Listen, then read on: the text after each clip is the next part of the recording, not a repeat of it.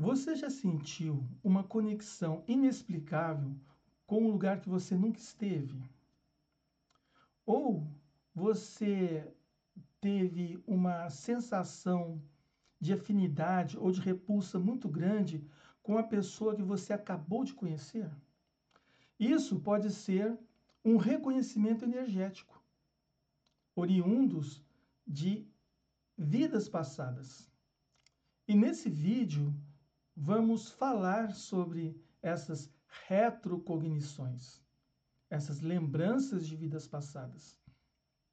E vamos falar também sobre os problemas relacionados a essas lembranças e também aspectos positivos e, claro, dar técnicas para que a gente possa tirar o melhor proveito dessas experiências.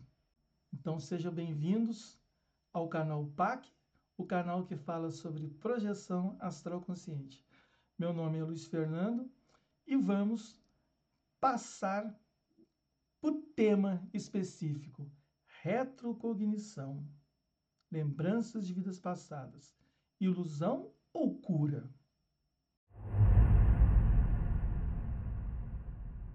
Bem, sem muita enrolação, quero pedir para você que já de antemão conecta com um amigo seu que já falou com isso, que tem um interesse com o tema, passe esse vídeo para ele.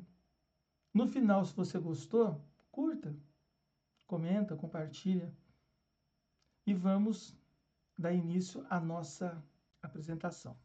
Primeiramente, vamos falar sobre os problemas relacionados à retrocognição. Um primeiro problema é a questão da falsa memória ou das falsas memórias, que são várias questões. Muitas das lembranças que você pode ter pode ser lembranças de outra pessoa. Mas como assim, Luiz Fernando? Explica melhor. Explico. Quantas vezes você já deve ter ouvido falar: ah, fulano de tal disse que foi Napoleão Bonaparte. Ah, aquela mulher foi Cleópatra. Alexandre o Grande. Mas quantos Alexandres o Grande teve na história? Para que tantas pessoas se considerem ter sido Alexandre o Grande, ou Cleópatra, ou Napoleão. Isso acontece porque muitas dessas pessoas, dessas celebridades, tinham servos, tinham escravos. E essas pessoas, muitas vezes, não tinham vida própria. Toda a agenda dela era em função do Napoleão, ou da Cleópatra, ou do Alexandre o Grande. Então, tudo que passava pela mão dela, pelo interesse da vida dela, era relacionado a essas personalidades. O que ela vai lembrar? A vida que ela teve como escrava ou a personalidade do Alexandre o Grande, por exemplo. Hoje em dia, quantas pessoas sabem mais da vida do Elvis Presley do que elas próprias? Ela sabe que ano que Elvis Presley gravou, quantas vezes foi o take, quantos filmes, quanto isso, quantas namoradas, quantos relacionamentos, sabe até falas incríveis. Mas ela não consegue lembrar de um fato importante, relevante da vida dela. Isso é muito comum. Vamos ter agora o filme biográfico do Michael Jackson. Quantas pessoas sabem mais da vida do Michael Jackson do que da sua própria vida? E isso, como que vai ser daqui 100 anos, 200 anos? Quantos Michaels, quantos Elvis terão? Então, esse é um problema para a gente pensar sobre essas falsas memórias.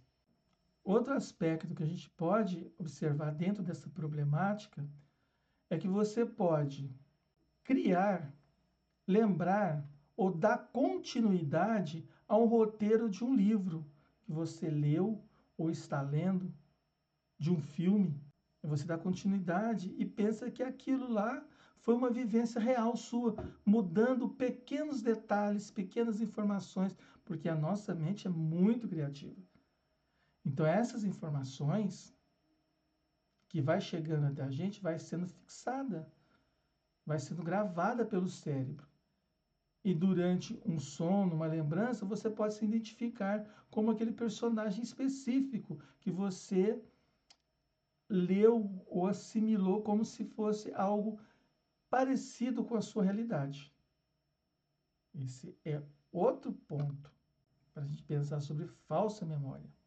Os desejos reprimidos. Quantos desejos a gente traz lá no seu subconsciente e que vem à tona em forma através de um sonho?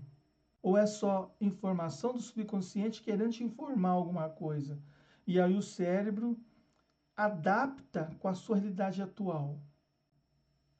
O seu subconsciente está querendo te informar algo para o consciente, para você ficar mais lúcido. E a sua interpretação do consciente pode distorcer aquela informação. Então, esse é um ponto. Usando a imaginação. A gente tem que saber o seguinte: o cérebro físico, nosso cérebro, ele não identifica o que é real, o que é ilusão. Quando você fecha os olhos e começa a devanear coisas boas, uma praia, um local que você teve e se sentiu muito bem, toda aquela sensação de bem-estar, e isso vale também para as coisas ruins que nós devaneamos, imaginamos. Pessoas muito dramáticas, elas tendem a ter um estresse maior. Pessoas mais felizes, mais de bem com a vida, que vê o lado positivo, todo o corpo dela responde positivamente com aquelas informações que o cérebro está sendo dinamitado. Então, esses pontos aqui é muito importante para a gente entender essa questão da falsa memória. Outro problema que é a fuga da realidade. O presente, para muitas pessoas, pode ser muito dolorido, doído, dói forte, lá na emoção, lá no sentimento, machuca. E ela vai, no passado, buscar respostas. Mas a gente tem que tomar cuidado que isso pode ser um processo de procrastinação, de você deixar de fazer algo agora, por exemplo, lavar a louça, cuidar comida para o cachorro, para o pet, limpar um quintal ou o jardim, cuidar das plantas, ou melhor, procurar recursos para pagar o seu boleto. No entanto, você vai procurar no passado quem você foi, o que você fez, para justificar a sua situação atual. Ah, eu tenho um processo enorme de escassez financeira, porque em 1700, em 1800, em 1900, eu fui de uma ordem religiosa que fez voto de pobreza. E eu não consigo sair desse problema. Olha, achando justificativo no passado para justificar o presente. Procrastinando. Enquanto isso, lá a cozinha para lavar. O boleto chegando. E você preocupado com o que você fez ou deixou de fazer na vida passada. Então, fugir da realidade é um problema. É um problema porque a gente fica dando autodesculpas. Você já deve ter ouvido falar ou não da Síndrome de Gabriela, da música, né? Eu nasci assim, eu sou mesmo assim, eu vivi assim, vou ser sempre assim. Gabriela. Então, as pessoas pensam que elas não podem mudar, porque elas nasceram desse jeito. Elas vão ser sempre assim. E elas vão se se desculpando. Ah, porque é assim mesmo. Eu fui, eu tive um voto de pobreza e essa energia me acompanha. O que você vai fazer? Tem ferramentas? Claro que tem ferramentas para você sair dessa. Mas é um pouquinho mais para frente, no final do vídeo, eu vou te dar a dica, tá bom? Mas não é só de aspectos negativos que a gente vai falar do vídeo. Nós vamos falar dos aspectos positivos. Um aspecto muito positivo é com relação à família. Quando você olha para a sua família, você vai entender ou procurar entender quem é aquela criança, aquele meu filho ali. É só meu filho? Eu tenho uma relação com ele no passado? Tive. Minha esposa, minha mãe, meu pai, meu irmão, meu vizinho, meu primo. Por que a gente é tão afinizado ou a gente briga tanto? Porque eu trato uma pessoa de uma forma e a outra pessoa de uma forma completamente avessa, sem explicação nenhuma. Será que isso tem relação com algum trauma do passado? Se tiver, isso ficou no passado. Nós temos que trabalhar o presente, aqui e agora. Porque se você talvez lembrar quem foi seu pai, ou sua mãe, ou sua esposa, ou seu filho na vida passada, talvez você não vai gostar do que aconteceu. E pode ser que piore a situação. Agora, quando a providência, os amparadores colocam você de volta numa situação, é para você resolver de forma positiva. Antes, aquela pessoa que te fez mal e te causou um grande transtorno, um grande trauma, vai ter a oportunidade de refazer, fazer de novo, melhorar. E você vai fazer o quê? Você vai fazer idem. E como? Quando você perceber que tem algo estranho de sentimento com a pessoa, aquela pessoa você tem que olhar com mais cuidado, com mais atenção. Talvez se aproximando para ver o que você pode fazer naquele momento para ser mais amigo, ajudar de alguma forma. Agora, se a convivência for tão ruim assim, dá um passo atrás, vai se tratar e depois você volta a conversar com a pessoa com mais equilíbrio, com menos emoção. E aí você vai, sabe, se melhorando como pessoa e nos seus relacionamentos. Essa é a nossa função nessa vida, sabe? É resgatar, é melhorar a cada dia. É isso que a gente tem que fazer dentro da família. Dentro do aspecto positivo é que você também pode descobrir traumas e curar desses traumas, dessas fobias que a gente tem, que a gente leva. É, medo. Tem pessoa que tem medo de tudo. Tem pessoas que têm a síndrome do pânico e não sabe a origem. A origem pode ser diversas, desde ordem física, alguma desnutrição, alguma falta de vitamina, alguma falta de algum problema físico que pode estar alterando o seu emocional, hormonal. Também pode ser processo de assédio extrafísico, oriundos de vidas passadas, ou de autoobsessão mesmo. Você se martirizando por uma coisa que você fez no passado e não consegue se perdoar. E quando você começa a aprofundar a entender o que aconteceu no passado e procurar de uma forma positiva reconstruir daqui para frente, ignorando aqueles aspectos que você está deixando para trás, tipo a, a inveja, o orgulho, a vaidade, a arrogância, são vícios que a gente traz. Todos nós trazemos um pouco disso dentro da gente.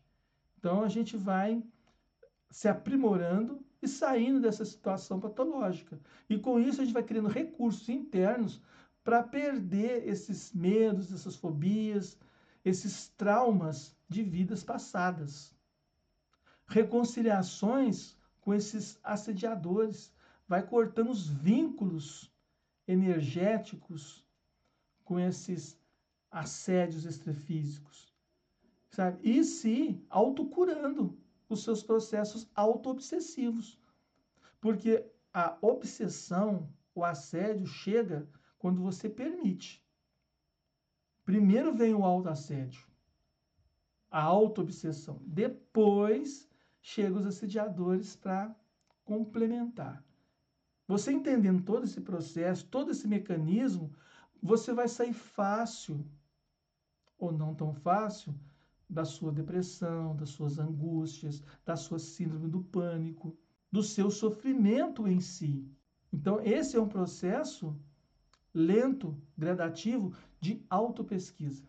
E compreendendo isso, você vai entender que você está nessa vida é para repetir o processo ou é para superar esse processo? Porque muitas vezes a gente precisa de repetir a mesma experiência. Isso é bom. Quando você vai entrar na escola, você começa a escrever A, E, I, O, U, A, E, I, O. Pelo menos na minha formação foi assim, né? Cartilha. A, E, I, O, U, A, E, I, O, U. E aí você vai repetindo uma página inteira de A, E, I, O, U. Quando ficou bacana, a sua letra começa a melhorar. Quando você começa, sabe, fixar na sua mente o A, E, I, O, U, as vogais, você vai para as consoantes. B, C, D, e vai aí para frente. Aí você vai fixando, aí você vai formando palavras. E é um processo de repetição. Nós vamos aprendendo por repetição. A gente vai, quando a gente nasce, a gente não sabe andar. A gente dá um primeiro passinho, cai, vai andando, vai aperfeiçoando. Logo você está correndo. E é assim. Aí você vai ter que entender. Meu processo é para repetir ou é de superação? Chega um ponto que você tem que dar um up. Você tem que dar um pulo para frente. Compreendendo isso, vai te melhorar muito. Porque quando eu falo nesse processo de repetição, a gente fala no processo da gente aprimorar as nossas virtudes. Sair desses vícios primários de vaidade, orgulho, prepotência, arrogância, eu sei tudo, sou eu, sou eu, sou eu, sou eu, e começar a ter um olhar mais abrangente com relação ao todo. Não sou só eu, é um todo. É eu, meus familiares, um grupo maior, e todo mundo está inserido dentro de um contexto universal. E a gente só vai evoluir através das superações e não das repetições. Mas as repetições são necessárias até mesmo para comprovar que você entendeu o processo. Agora vamos falar sobre as técnicas. Vamos falar de duas técnicas. A primeira seria a hipnoterapia. Mas antes de entrar na hipnoterapia, eu vou deixar claro uma coisa. Hipnose é uma coisa, hipnoterapia é outra coisa. O processo da hipnose é um processo natural que acontece com todos nós. A hipnose é como se fosse, é um fenômeno natural, como se fosse uma projeção da consciência. Todos nós temos. A hipnose também. Todos os dias nós entramos em estado hipnótico. Isso é natural. Natural. Quer um exemplo? Você está assistindo um filme, seja ele de comédia, de suspense, de terror. Escolhe o gênero. Quando você entra na narrativa do filme e você se emociona, mesmo sabendo que é tudo mentira, você está chorando ali junto com o ator, ou está rindo, ou está sentindo medo, receio, angústia. Você está hipnotizado com o enredo que você está vendo. Você está hipnotizado. Outro exemplo. Quando você está dirigindo, você não fica pensando qual marcha que você está passando. Se você vai acelerar, vai desacelerar, embreagem ou não. É tudo automático. Muitas vezes, você nem repara o caminho que você está passando.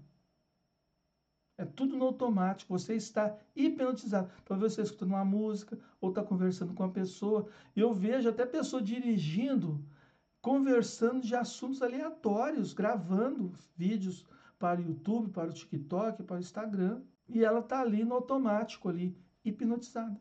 É uma auto-hipnose que a pessoa pega e se programa para fazer, passar marcha. Isso é natural. Isso é hipnose. É concentração e foco. E muitas vezes é automático. Você programa o seu cérebro, você entra em estado de hipnose, pá, e está acontecendo tudo, um punhado de coisa, e você está fazendo automático. A hipnoterapia são técnicas terapêuticas para indução do estado hipnótico. Através do estado da hipnose, você tem acesso às informações do subconsciente. Isso acontece como? Há uma quebra no filtro do seu consciente, permitindo que informações do subconsciente venham à tona e venha ao consciente. Aí a pessoa começa a entender vários processos que aconteceu na vida dela, quando era criança, até mesmo intrauterina, ou até mesmo de vidas passadas. Então, a gente vai tendo essas informações e o terapeuta, o hipnoterapeuta, ele vai usando recursos para acessar e tirar proveito e dar âncoras para a pessoa sair daquele estado de fobia ou aquele estado de sofrimento mental ou emocional. Ela vai dando recurso para ela. E esses recursos só vale quando a pessoa aceita. Se a pessoa não aceitar, não vale de nada. Então, é um processo, a hipnoterapia, um processo de via de mão dupla. Tem um orientador, que é o terapeuta, e tem você. Se você aceitar, beleza. Se não aceitar, tá tranquilo também. Não vai acontecer nada na sua vida. Nem para mais, nem para menos. Vai depender de você. E claro, da atuação e da técnica que o hipnólogo, o hipnoterapeuta, fazer em você.